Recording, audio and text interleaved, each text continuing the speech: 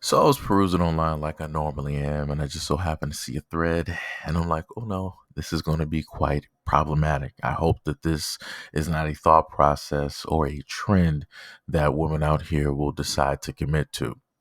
So one woman said, ladies, avoid this ugly man at all cost. He's trying to something y'all, right? So he stated, if I say, let's go get drinks and you order food, guess who's paying for the food? LOL. Basically insinuating is like, hey, I invited you for drinks. I didn't invite you for food. If you do want to eat food and buy, and happen to order food, you're paying for it because I didn't invite you out for dinner. I just said drinks, right? Then underneath that, she said, I really hate this type of people. So then the next one to the right says, when men only offer drinks and not food, I think they're a bit expletive, just trying to get you inebriated and don't want no chicken legs sobering you up, right? And responding to the exact same thing. So I'm just trying to figure out what specifically is in the mind frame of women at this moment in time where they feel that a guy is a predator because he wants to take you out for drinks. How do you then associate that with somebody trying to do something horrible to a woman? I'm a little bit confused.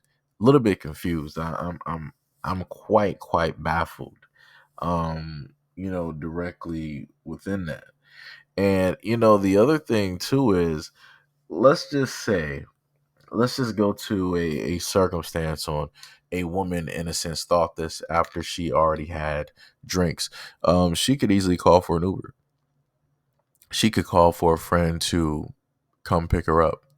You're not going to tell me that automatically with some strange guy or whatnot, whatever that you feel uncomfortable with, that you would not have a secondary, third, fourth, fifth, option on how to get home. Better yet, if you feel that uncomfortable with a guy offering to just get you drinks, why even go out or even entertain the idea to begin with?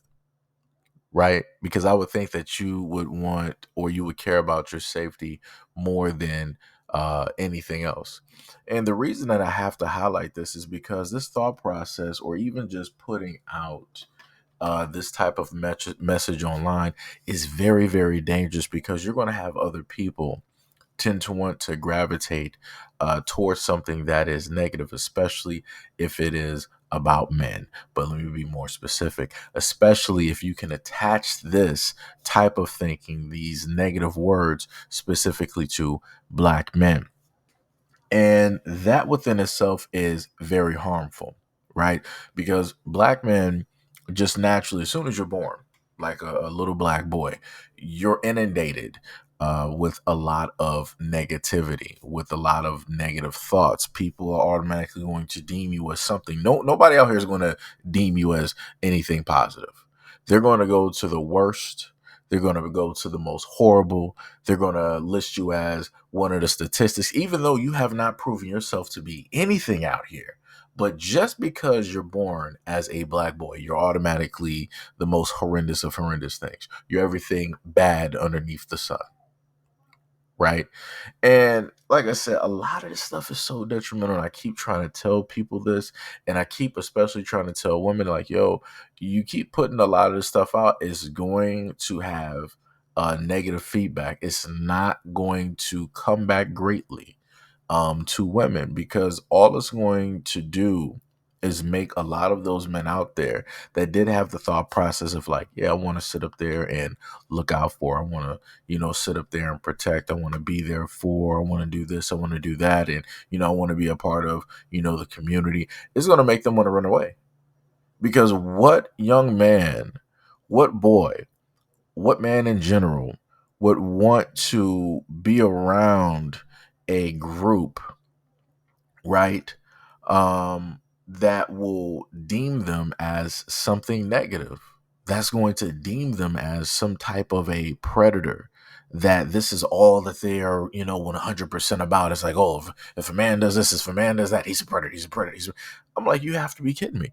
And then you expect guys to still try to stick around and just to try to filter out all of the nonsense when this is what they're getting inundated and bombarded with continuously. They're not getting hit with any type of positivity, no positive reinforcement. They're not getting hit with any type of respect, any type of love, or anything like that. This is the type of stuff that guys happen to see. This is the type of stuff that guys happen to hear. This is a lot of the thought processes that have been given to a variety of women directly out here. And there's tons of echo chambers that will echo these exact same sentiments, even if they don't have any type of stats to back up what it is that they were saying. But people go off of the notion that just because it's a woman that said it, that it has to be believable. It automatically has to be true. You don't need numbers, stats, pie charts. You don't need FBI data sheets or anything like that. Just because one woman said it, the multitude out there are going to believe it. I'm like, man, that's dangerous. And people still to this day don't understand, you know, the power within words. People still don't understand how it is that one thing that they say can negatively affect hundreds, if not thousands of people, even if they have, nothing to do with the situation or with the conversation or the topic. In some way, shape, or form, those negative words will end up, attaching themselves to those people.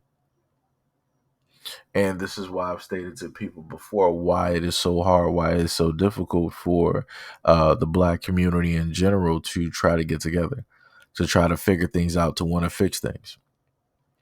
Because Black people are so used to attaching each other to negative wordings, right? To throwing such ugly names and ugly words at one another that nobody can actually see the love in themselves. Nobody can not even find the love in other people.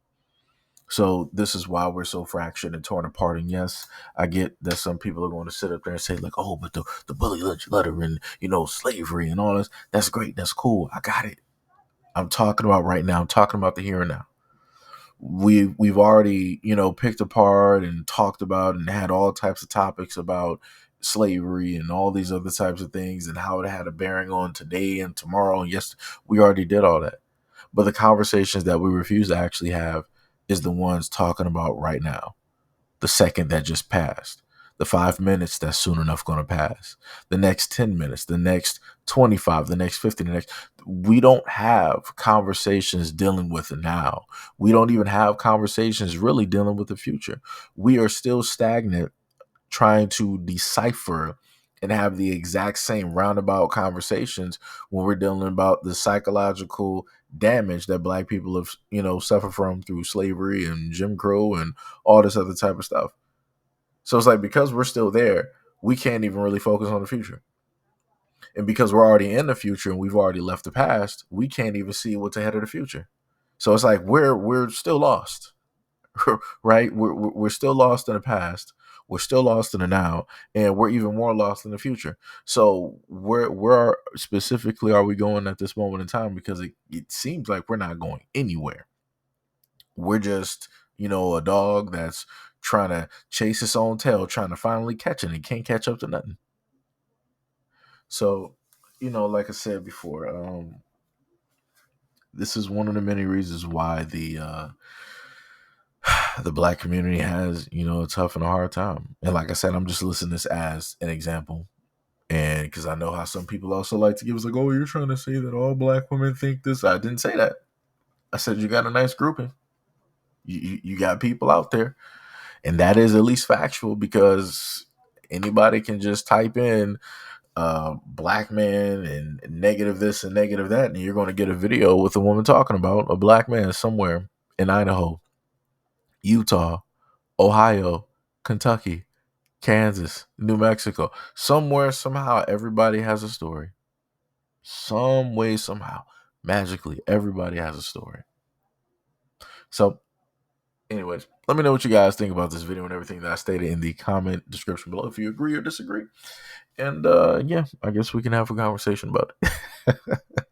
So, as always, peace, love, and stay tuned for the next video.